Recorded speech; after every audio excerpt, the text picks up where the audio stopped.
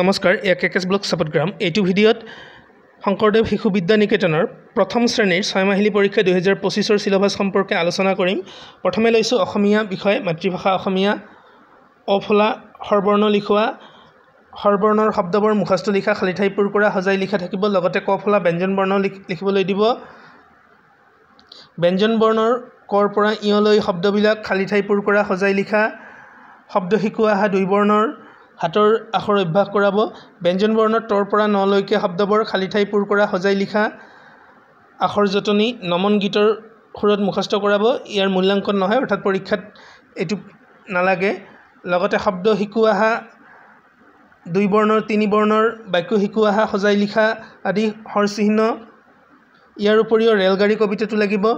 ইকাৰযুক্ত শব্দ দীৰ্ঘইকাৰযুক্ত শব্দ মিনতি কবিতাটো লাগিব মুখস্থ কৰাব। লগতে লিখিব লাগিব আকাৰযুক্ত শব্দ পখিলা কবিতাটো লাগিব হচৌকাৰযুক্ত শব্দ লাগিব হাতৰ আখৰ লাগিব এইবিলাকেই লাগিব। আকৌ এবাৰ মই সিলেবাসখন স্ক্ৰীনত দেখুৱাইছো।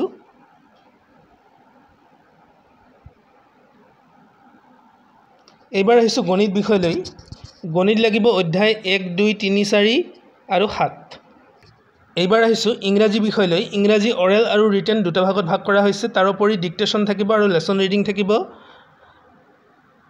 ডিক্টেশ্যন হিচাপে থাকিব লেসন 18 পৰা 5টা শব্দ লিখিবলৈ দিব আৰু লেসন 19 থাকিব লেসন ৰিডিং হিচাপে এৰ পৰা এনলৈকে 5টা ৱাৰ্ড পঢ়িবলৈ দিব।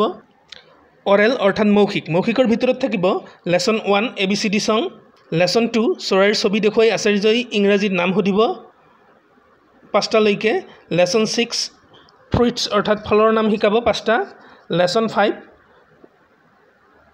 The Acharya will bring rainbow's picture and teach the student about color অৰ্থাৎ ৰামধেনুৰ ৰঙৰ বিষয়ে লাগিব। লেসন 3 1 2 ৰাইম যিটো আছে সেইটো গাবলৈ দিব। লেসন 7 ভেজিটেবল 5টাৰ নাম, লেসন 8 এনিমেলৰ নাম 5টা আৰু ইয়াৰ উপৰিও লাগিব what is your name, what class do you read in, where do you live. এইকেইটা প্ৰশ্নৰ উত্তৰ দিব পাৰিব লাগিব। আৰু ৰিটেন হিচাপে থাকিব লেসন 14 A to Z লিখাৰ অভ্যাস কৰাব। লেসন 19 এৰ পৰা F লৈ শব্দবিলাকৰ অৰ্থ খালি ঠাই সজাই লিখা।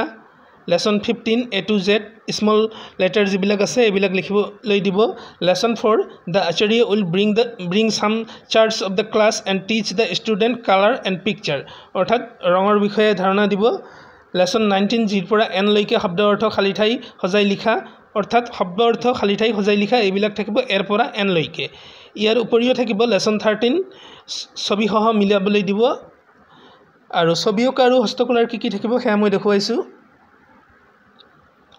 আগৰ শ্ৰেণীৰ পুনৰ আলোচনা ৰঙৰ পৰিচয় চিত্ৰভাৰতী হস্ত ৰেখা আকৃতিৰ পৰিচয় ৰঙৰ পৰিচয় আৰু ব্যৱহাৰ চিত্ৰভাৰতী হস্তকলা। চিত্ৰভাৰতীৰ কি থাকিব সেয়া মই দেখুৱাইছো। মুকুল শ্ৰেণীৰ পুনৰ অভ্যাস আম আপেল অমিতা স্কেল ফলি বল অংকন কৰাব। উলম্ব অনুভূমিক হেলনীয়া আৰু বক্ৰৰেখাৰ পৰিচয় আৰু অংকন পতাকা চিলা অংকন কৰাব। উৰাজাহাজ চকৰি কাগজৰ ছাতি টুপি তৈয়াৰ কৰাব কাগজেৰে। বেলিফুল ছাতি মেলা ছাতি ঘৰ আহতৰ পাত কঁঠালৰ পাত কলহ এইবিলাক অংকন কৰাব। অংকিত ছবিত ৰং কৰাব।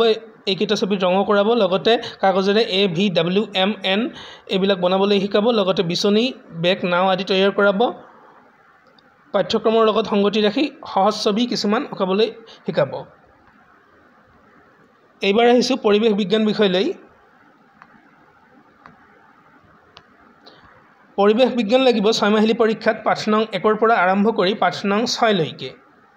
আমাৰ পৰিয়াল আমাৰ ওচৰ চুবুৰীয়া আমাৰ নিকেতন আমাৰ পৰিৱেশ আমাৰ খাদ্য আমাৰ উৎসৱ।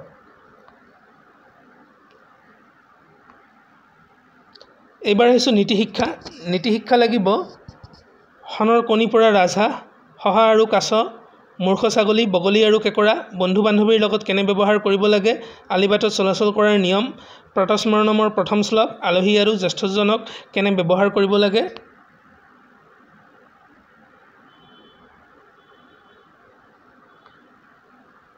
প্ৰাতঃস্মৰণমৰ 1 আৰু 2 নং শ্লোক মুখস্থ কৰাব। অমৃত বচন ভজন মন্ত্ৰৰ শেষৰ শ্লোক মুখস্থ কৰাব। তো ভিডিঅ'টো এইখিনিয়ে পৰৱৰ্তী ভিডিঅ'ত আকৌ লগ পাম। ধন্যবাদ।